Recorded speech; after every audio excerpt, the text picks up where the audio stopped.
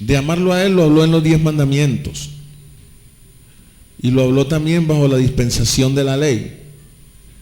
Y el mandamiento tenía el propósito de desnudar dentro de nosotros. Cuando Dios nos decía, sed santos porque yo soy santo, Dios lo que quería era mostrarnos que nosotros no somos santos. Cuando Dios nos dice, sed perfectos porque yo soy perfecto, lo que Dios quiere mostrar es que nosotros no somos como Él es. Aló. ¿Cuánto lo están entendiendo? Entonces, por eso es que el apóstol Pablo dijo, la ley es santa, justa y buena, pero yo soy carnal, vendido al pecado. O sea, yo soy ¿qué? Imperfecto. Yo no sé si ustedes han escuchado una canción de Jesús Arián Romero que dice, no es como yo. Que dice, no es como yo, Él es grande y es perfecto. Él es santo y es eterno. Sublime y eterno, imagínate. No hay comparación, no es como yo. En el cielo está su trono, su poder lo llena todo. No hay comparación. No somos como Él es. Estamos siendo restaurados porque nosotros perdimos la imagen de Dios en Adán. Aló. Entonces, cuando perdimos la imagen de Dios, todo nuestro carácter fue deformado. Por eso que Pablo está hablando allá en Romanos, diciendo, y nos gloriamos no solamente en Cristo, sino que nos gloriamos en las tribulaciones, sabiendo que la prueba produce ¿qué? Paciencia. Y la paciencia produce un carácter ¿qué? Probado delante de Dios. Entonces nosotros lo que tenemos que salir es aprobados delante de Dios, como cuando en un colegio aprobamos la materia o nos graduamos en la universidad. Aló, que nos ponen allí, aprobó el semestre. Aló, ¿sí o no? Y el que nos aprueba es Dios, el que nos examina es Dios. Pero Dios, que es lento para la ira, grande en misericordia, ha extendido su favor hacia nosotros, su gracia, para mostrarnos que el pecado entró en nosotros, no porque nosotros quisimos que el pecado entrara. Aló. Fue algo involuntario que el pecado entró en nosotros. Entonces por eso Dios se hace cargo de ¿qué? De restaurarnos a la vida que teníamos en el principio con Él, porque tú y yo no tenemos la culpa que por un hombre, diga un hombre, llamado Adán, que ese no era usted ni era yo, hayamos entrado a esta condición. Entonces Dios envía al postrer Adán, que es Jesucristo, y dice Dios, para que así como de la misma manera se les metió el pecado y la muerte, ahora de la misma manera se meta la vida eterna en ustedes, porque la paga del pecado es muerte, mas la dádiva de Dios es vida eterna en Cristo Jesús, Señor nuestro. Entonces, como fue distorsionado el carácter de nosotros, a nosotros nos cambiaron o nos programaron la mente para tener una manera de pensar contraria a la manera como piensa Dios. Y decíamos que el pensamiento determina ¿qué? El hablar. El pensamiento determina el hablar porque de la abundancia del corazón hablará la boca, porque la vida y la muerte están en poder de la lengua, y el que la ama comerá de su fruto. Entonces, por tus palabras serás condenado, o por tus palabras serás justificado. ¿Qué quiere decir? Que cuando a nosotros nos viene una crisis, cuando a nuestras vidas viene una situación a resolver, que aparece de una manera sorpresiva, que no la esperamos, ¿qué es lo que hablamos en medio de eso? Aló. Quedamos el domingo en el aspecto del hablar, pero no podemos entrar a hacer el aspecto 2, que es el hablar, sin acordarnos que el pensar determina lo que hablamos. Y Dios nos enseñó el domingo que cuando nosotros hablamos, lo que hay ahí es una ventana, ¿qué? Una ventana abierta para mirar dentro del corazón del hombre, qué es lo que el hombre piensa. porque los pensamientos se expresan por palabras. Aún Dios está sometido a ese principio, que cuando Dios nos habla su palabra, lo que nos está expresando es su pensamiento. Amén. Que Dios nos da una palabra, dabar, y ese dabar que Dios nos da es la expresión de su pensamiento. O sea, Dios está diciendo cómo Él piensa. Y la manera como Dios piensa, dice Dios en Isaías 55, 8 al 11, dice que sus pensamientos son más altos que nuestros pensamientos, y que su carácter, su camino es más alto que nuestro camino.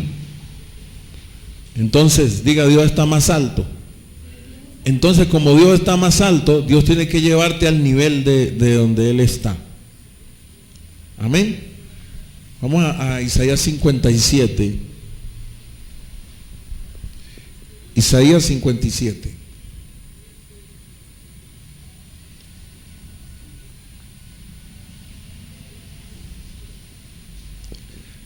Gracias, Señor. Poderoso Dios.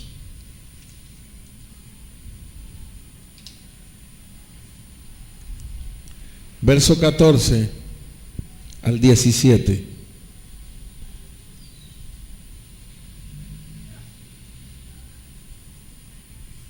Aleluya.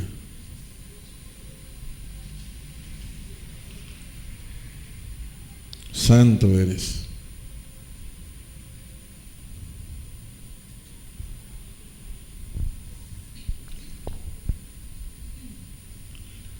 Gloria a tu nombre.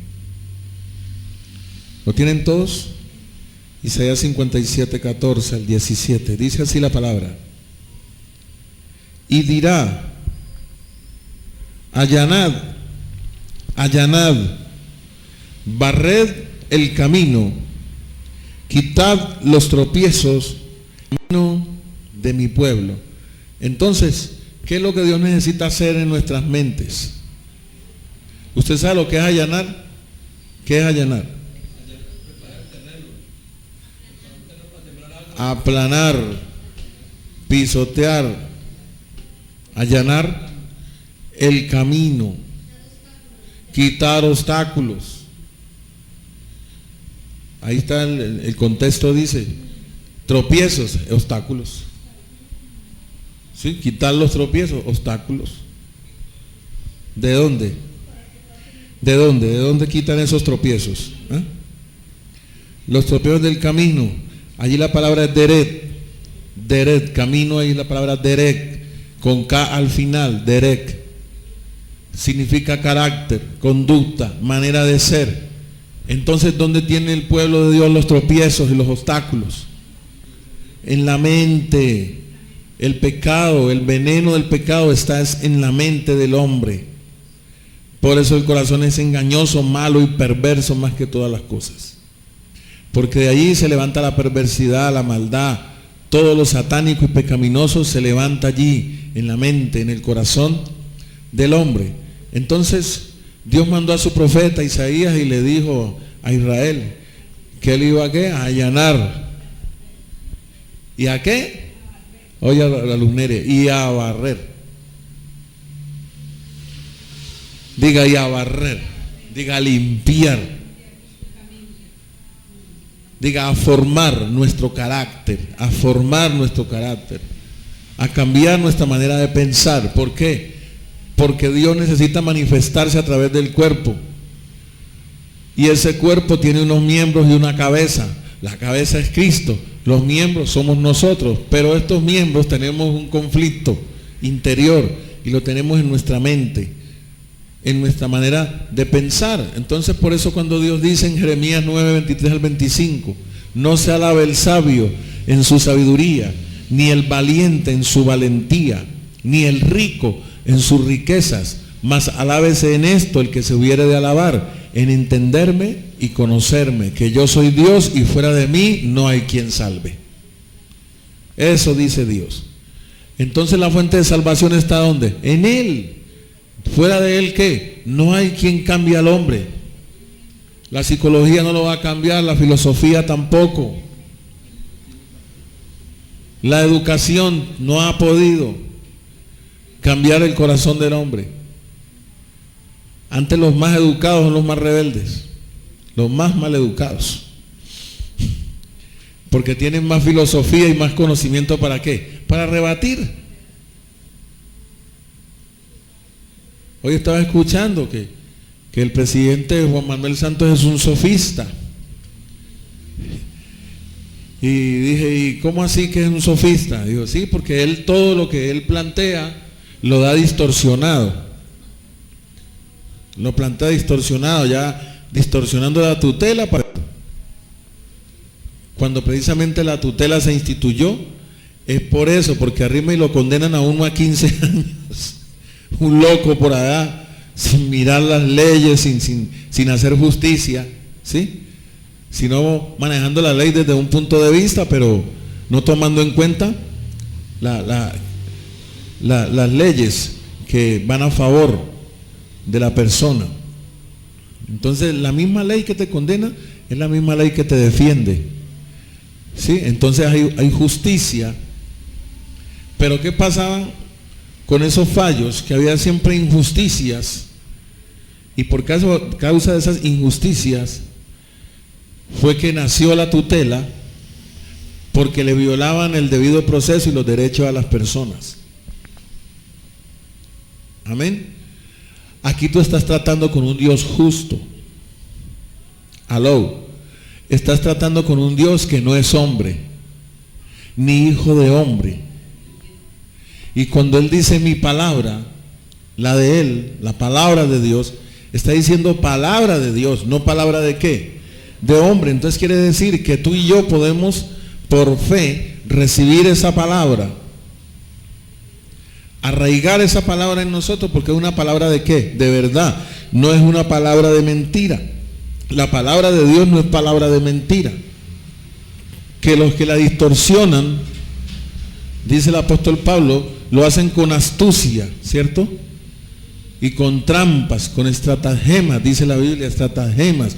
Y dice que coge a los niños que fluctuantes, a los niños incautos, a esas personas que no tienen una firmeza, que no echan raíces dentro del cuerpo, que están inestables, movidos como la ola del mar, de un lado para el otro. Unos días están de un ánimo, ya decimos que el fluctuante se guía por qué, según el estado de ánimo que tenga en ese momento. Entonces, según el estado de ánimo, pues si está contento, entonces pues sonrisa oreja a oreja. Pero si su estado de ánimo está caído, entonces amargura que a veces me da. Y quiere coger esa amargura y vaciar a los demás, y de vaciar esa amargura y contaminar a los demás con su amargura y echarle la culpa de sus decepciones y de las cosas que le salen mal. Le echa la culpa a los demás. No, ya es tiempo de madurez, iglesia, que nosotros no tenemos por qué echar culpa a nadie de las decisiones que tomemos, porque las tomamos nosotros, y Dios quiere que aprendamos a ser ¿qué? Responsables de nuestras decisiones, y no estemos echándole culpa a nadie. Aló.